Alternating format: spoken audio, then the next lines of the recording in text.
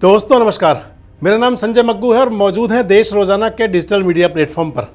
आपसे बात करने चला हूं एक बार फिर से लोकसभा चुनाव को लेकर हरियाणा में बन रहे सियासी समीकरणों पर। हरियाणा की रोहतक लोकसभा सीट जो 2019 के लोकसभा चुनाव में जहां पर सबसे ज़्यादा टफ मुकाबला हुआ था, हरियाणा की रोहतक लोकसभा सीट जहां पर कि भारतीय जनता पार्टी और कांग्रेस के प्रत्याशियों के बीच में इतना सख्त मुकाबला था कि लगभग 6,700 वोट से जीत हार तय हुई थी। अरविंद शर्मा चुनाव जीत गए थे और दीपेंद्र हुड्डा को उन्होंने चुनाव में हरा दिया था।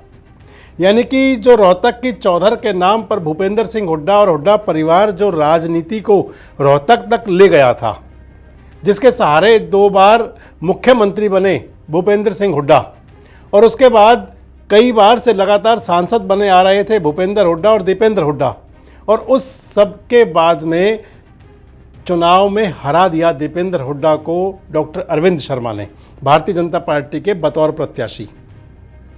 और अब जब 2024 का चुनाव है और बात चल रही है कि कौन सी सीट पर कौन मजबूत हो सकता है, कहाँ क्या लड़ाई हो सकती है, ऐसे हालात में जबकि भारतीय जनता पार्टी के इंटरनल सर्वे में भी माना जा रहा है कि रोहतक लोकसभा पर पूरा मंथन हो, रोहतक लोकसभा सीट को लेकर माना जा रहा है कि क्योंकि वहाँ पिछली बार भी चुनाव बड़ा नज़दीक का था, अब की बार चुनाव कैसे निकले, कौन सी काट रहे तैयार हुड्डा परिवार की जिससे कि सीट निकल जाए, इसको लेकर बहुत बड़े मंथन में है भारतीय जनता पार्टी। सबसे बड़ी बात यह है कि 2019 के चुनाव में 10 की 10 लोकसभा सीटें जीत ली थी बीजेपी ने। अब पहला टारगेट तो हरियाणा के लिए है कि वापसी वही प्रदर्शन कैसे दोहराया जाए, और दूसरा फिर प्रधानमंत्री जी ने नारा दिया हुआ है 400 पार का, बीजेपी के लिए 370 का। ऐसे में एक एक सीट पर जिस प्रकार से समीकरण साधने की बात है, तो उसके अंदर बहुत महत्वपूर्ण है कि रोहतक पर कैसे समीकरण साधा जाए। दीपेंद्र हुड्डा आजकल राज्यसभा के मेंबर हैं और इसी बात को लेकर के पहले हम आपको अरविंद शर्मा की बात सुनवाते हैं। अरविंद शर्मा ने दीपेंद्र हुड्डा को चुनौती दी है कि राज्यसभा की सीट छोड़ करके एक बार चुनाव मैदान में आ जाएं, आमना सामना करें, फिर देखेंगे। आप पहले अरविंद शर्मा की वो बात सुनिए जो मीडिया नवीसों से बात कर रहे हैं। वो आप पर टारगेट हो रहा है, आपने बताओ, कोई ने उससे नहीं पूछो पार्टी से, उसकी तो मैं क्या बात, पार्टी से नहीं पूछो। अरे पार्टी ने पहले तो दलित नेता तंवर की खराब मिट्टी करी, फिर एक दलित नेत्री महिला का हक छीन लिया, कितना बड़ा काम किया, कितना बड़ा जुल्म किया, उसका हक छीन करके राज्यसभा में जाकर बैठ गए, उसका हक छीना, कितना बड़ा काम किया। अब मैं एक बात पूछूं, मेरे को टारगेट हो रहा है, मेरे को टारगेट करे, तू टारगेट अपने आप हो रहा है, तू राज्यसभा दोनों हाथों में लाडू ले रहा, राज्यसभा छोड़ राज्यसभा, लंगोट बांध करके मैदान में, राज्यसभा भी लोकसभा भी। अरे मैं कह रहा हूँ इस बात का जवाब मांगना, ये नहीं कि भाई गुनगुन करके नो कहते भाई मैं ऐसे कैसे करूँ, फलाना वो करेगा तो मैं करूँगा, वो करेगा तो कर, नो नो नो नो। अरे तू इतना बड़ा नेता है, अपने आप तय कर देगी जनता, अपने आप जनता तय कर देगी तन्ने कितने काम करे, हमने कितने काम करे, हमने, अरे हमारे मोदी जी ने कितना कराया, खट्टर साहब ने कितना कराया, हमने कितना कराया, जनता आप तय कर देगी, 36 बिरादरी अपने आप तय कर देगी। तो जो बात है वो कर, राज्यसभा छोड़, मैदान में आ, जैसे कहते हैं ना भाई पहलवान मैदान में आता लंगोट बांध करके, तैयारी से लंगोट बांध करके आ, कपड़े पहन के मत का मैदान में तो लंगोट बांध करके आ, राज्यसभा का ओढ़ ना ओढ़ करके तू मारने लग रहा है, उसको छोड़, दे इस्तीफा। ये मेरी पर्सनल राय है, पार्टी की नहीं, मेरी पर्सनल राय, इसमें मीन मेख नहीं कि मीन मेख करके उसका कोई रास्ता ढूंढ ले, ऐसे कर दे भाई, फलाना ऐसे कर देगा तो मैं ऐसे कर दूंगा, फलाना ऐसे कर दे मैं कर दूंगा, मर्दों वाली बात है। ले भाई छोड़ दी राज्यसभा, आगे मैदान में। अगर दीपेंद्र सिंह हुड्डा राज्यसभा छोड़ के मैदान में आते तो आप चुनाव लड़ोगे? मेरा तो देखो, सुनो, मेरा तो पार्टी डिसाइड करेगी भाई, क्या करेगी क्या नहीं कर देगी, जल्दी डिसाइड हो जाए। तो अरविंद शर्मा कह रहे हैं कि दीपेंद्र हुड्डा जो राज्यसभा का चोला पहनकर घूम रहे हैं, जिसमें वो खुद को अपने आप को बेचारा बताते हैं। आपको ध्यान होगा दीपेंद्र हुड्डा ने कई बार बोला कि मेरे पीछे पड़े हुए हैं। दीपेंद्र हुड्डा ने कई बार एनडीए के नेताओं को, भाजपा के नेताओं के बारे में बात की कि ये लोग हमारे पीछे पड़े रहते हैं, तो उसका भी जवाब है एक तरह से अरविंद शर्मा की तरफ से, जिसमें अरविंद शर्मा कह रहे हैं कि भाई अगर ऐसा कुछ है आप बेचारे मत बनो, अगर आपको इतना ही गुमान है तो फिर राज्यसभा की सीट छोड़ो और आकर के चुनाव मैदान में ताल ठोको।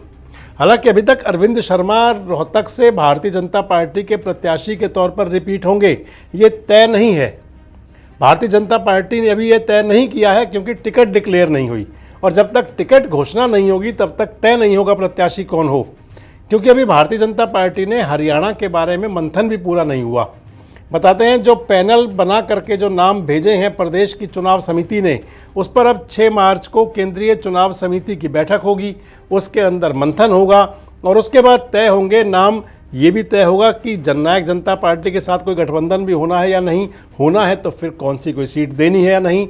लेकिन रोहतक की लोकसभा सीट ऐसी है कि जिस पर पूरा संघर्ष है, जिसको माना जा रहा है कि यहाँ मुकाबला बहुत कड़ा होगा, और कहा ये जा रहा है, कांग्रेस पार्टी के लोग भी दावा कर रहे हैं, दीपेंद्र हुड्डा और हुड्डा समर्थक, हुड्डा परिवार के समर्थक लोग भी दावा कर रहे हैं कि जो रोहतक की लोकसभा सीट है उसको वो बड़े आराम से जीत जाएंगे। अब की बार जिसको पिछली बार 7,500 वोट से हार गए थे, दावा कर रहे हैं कि वो सीट पर अब की बार कांग्रेस को वापसी अपनी सीट को ले लेगी।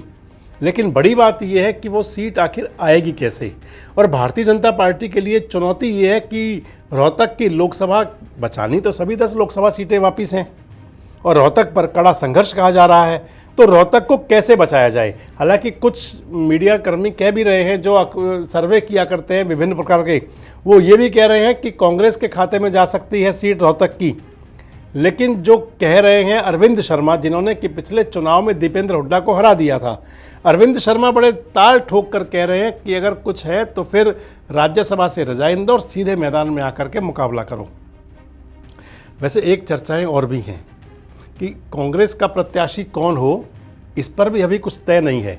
ये तो जरूर है कि भारतीय जनता पार्टी का भी तय नहीं है कि प्रत्याशी कौन होगा, किसको टिकट देंगे। कई नाम चल रहे हैं। जो पैनल गया है भारतीय जनता पार्टी का, उसके अंदर भी अरविंद शर्मा जी का नाम भी है, उसके अंदर ओम प्रकाश धनखड़ का नाम भी है, उसके अंदर बाबा बालकनाथ का नाम भी है। लेकिन अब भारतीय जनता पार्टी का प्रत्याशी कौन हो ये तय नहीं है।